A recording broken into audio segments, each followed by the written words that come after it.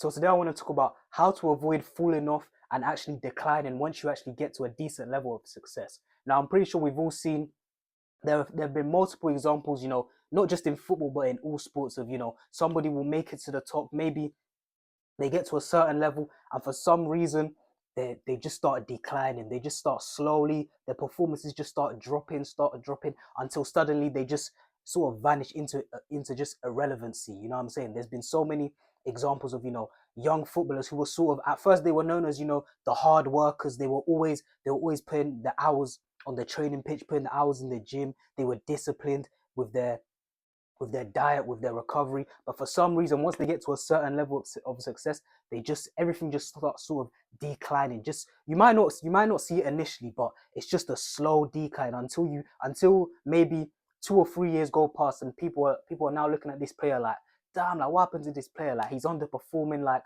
he doesn't look the same. He doesn't look the same as he used to. He's not moving the same. His performances are not he's not as consistent as he once was. And to be honest, a lot of the time, this is just due to you know opportunities popping up for this player. Because obviously, once you get to a decent level of success, there's obviously going to be distractions and opportunities popping up.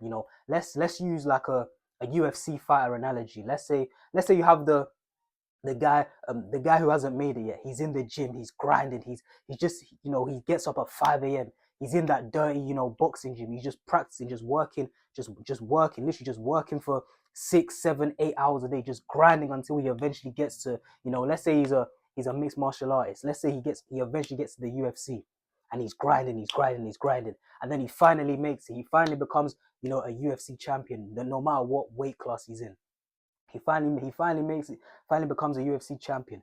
Then guess what happens after that? The sponsorship deals come in, the big paychecks come in, the parties, the access to drugs, women, all of these stuff come in.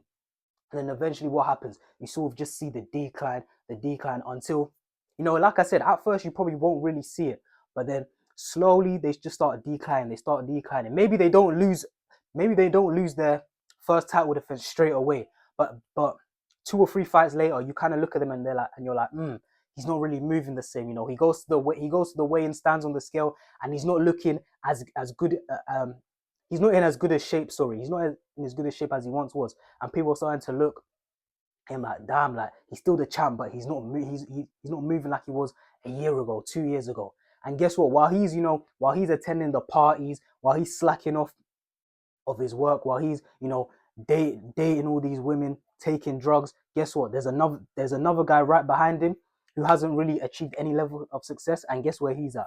He's in that gym. He's in that dirty gym. He's waking up at 5 a.m. and he's constantly grinding. He's just grinding, just working to make his way up. And then eventually, guess what happens?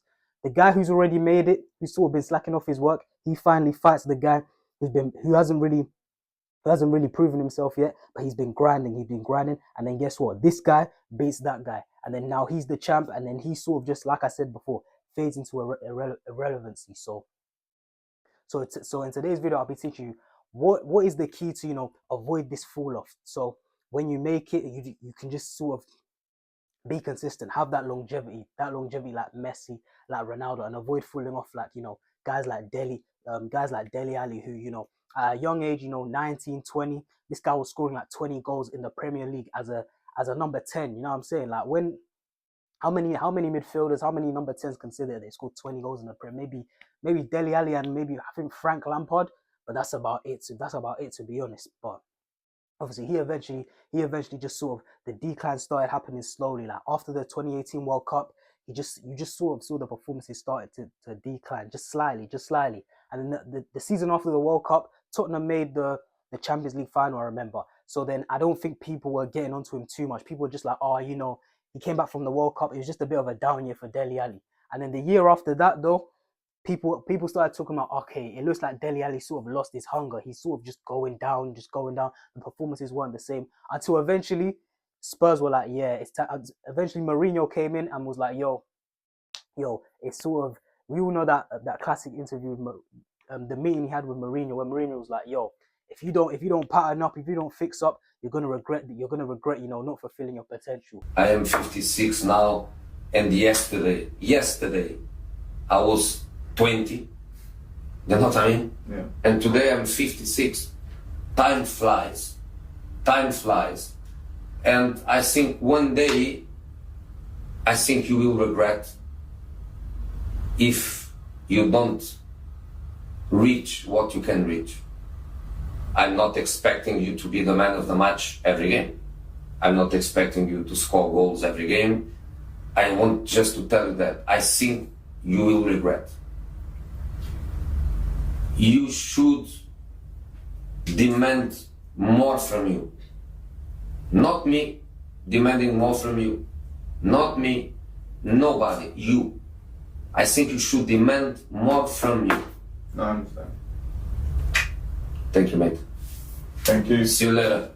But obviously, we'll know what happened next. I'm pretty sure Dele Alli got sold to, what was it Everton first, and then Besiktas, and then obviously he sort of just faded into irrelevancy. Obviously, he came up with that interview saying he was suffering with mental health, which is fair enough.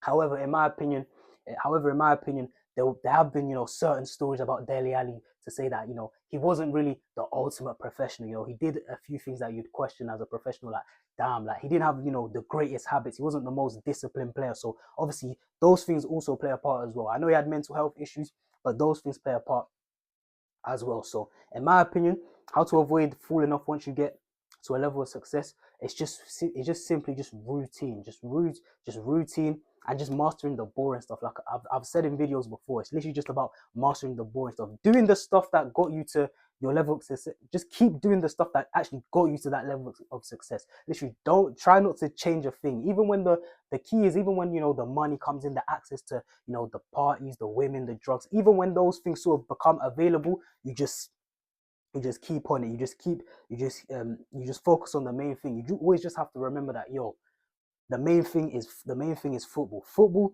is what causes me to have access to all these other things, not the other way around.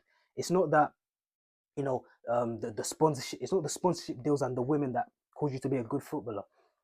Being a good footballer is what causes you to get all these other things. So you just have to keep that sort of in mind, because like I said, I used the UFC example before. You see guys like Conor McGregor, you know what I'm saying? Conor McGregor, he used to be known as the guy who was, Mr. He puts in the work, he works every day. He was talking about how he's obsessed with the grind, obsessed with the work. But then you see him now and it's like, bro, he's just you just see him in a bad light. He's always drunk now. He's been taking drugs. Obviously, there's that meme where he was trying to talk to Ronaldo. Ronaldo was just looking at this guy thinking, bro, who is this, bro? Get this guy away from me. We've all seen that meme. So like I said, the key is once you actually get to that level of success, just always remember what actually got you there in the first place and just keep doing that. That's how you get the longevity.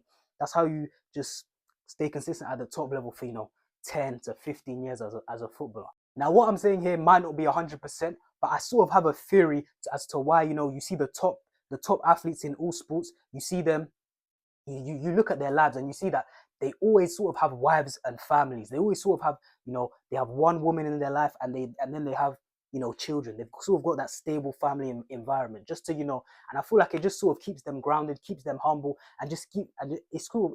It's sort of like a, like a safety net. It's sort of like, they can just go play football and then they can come home to their wives and their kids, because it's like I said, it's just that safety net. It's just, away from all distractions, away from, they can just sort of just switch off from football and just sort of just come home, relax. So, and it also stops them from wilding out, going to parties, doing the most, basically it sort of just stops them from just doing wild things. So I feel like that's why you see a lot of the top athletes across all sports, the majority of them sort of just always have one woman, and they always have, like, like a family. They might have two or three kids. You look at Ronaldo, you look at Messi, LeBron. Obviously, when Kobe was playing, all these guys, they had one wife and then they had their families as well, just to just to give them a stable environment, just to keep them grounded and just prevent them from just doing dumb stuff, basically.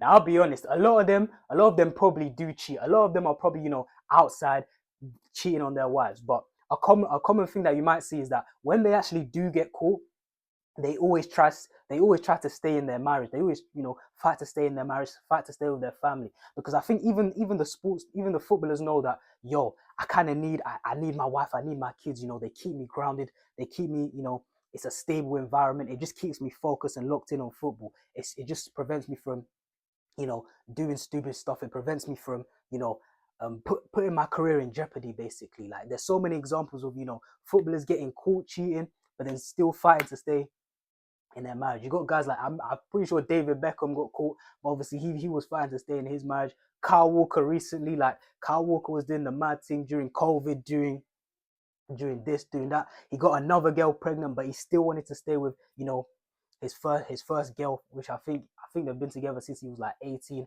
I'm pretty sure Wayne Rooney as well. Wayne Rooney got caught with grandmas, I'm pretty sure, but obviously he was fighting to stay in his relationship as well. So yeah, I think even the sports does sort of know that, yo, this is sort of, it's a common trend, because like I said, it just keeps them focused, keeps them grounded, stops them from doing stupid stuff, and just keeps them doing the stuff that actually got them to that level of success. It just keeps them steady. There's no sort of ups and downs in form. It's just, you know, it's a steady environment. It just keeps them, just gives it, like I said at the start, it gives them routine, and it just gives them consistency. So yeah, the main point from this video is literally, once you make it to the top, you literally just, whatever you did to actually get there, just keep doing it. Once you get to that certain level, just keep doing it.